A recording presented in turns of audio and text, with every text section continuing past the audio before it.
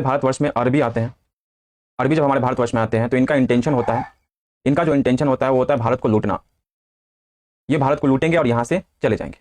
जब हमारे भारतवर्ष में टर्क आते हैं, और टर्क में भी जब मोहम्मद गोरी जब भारत में आता है, मोहम्मद गोरी जब भारत में आता है तो यहाँ पे इसका इंटेंशन चेंज हो चुका होता है। अब ये भारत को लूटने नहीं बल्कि भारत को जीतने के लिए आया होता है, भारत को कन्क्वेयर करने के लिए आया होता है और भारत पे शासन करने के लिए ये भारत में आया होता है। तो जब ये पंजाब की तरफ बढ़ रहा होता है तो अजमेर में एक राजा थे जिनका नाम था पृथ्वीराज चौहान, जो कि अपने एरिया को एक्सपैंड करने के लिए पंजाब की तरफ बढ़ रहे होते हैं। तो वहीं पे उनका सामना होता है मोहम्मद गोरी से।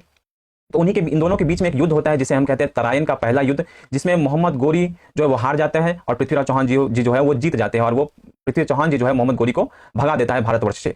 जब दूसरी बार जब मोहम्मद गोरी जब 1192 में जब आता है, एक बहुत ही बड़ी सेना के साथ आता है और बहुत ही स्ट्रॉन्ग आर्म फोर्स के साथ आता है, तो इन दोनों के बीच में एक युद्ध होता है जिसे हम कहते हैं तराइन का दूसरा युद्ध, जिस युद्ध में गोरी जो है वो जीत जाता है और मोहम्मद गोरी जो है वो जीत जाता है और पृथ्वीराज चौहान जी जो है वो हार जाते हैं और गोरी पृथ्वीराज चौहान जी को बंधक बना लेता है।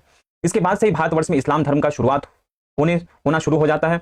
और जब गोरी जब भारत से जाता है तो वो भारत में अपना एक गुलाम छोड़ जाता है जिसका नाम है कुतुबुद्दीन ऐबक, जो कि भारत 1206 के बाद से स्लेव डायनेस्टी का स्थापना करता है और जो कि दिल्ली सल्तनत के अंतर्गत आता है।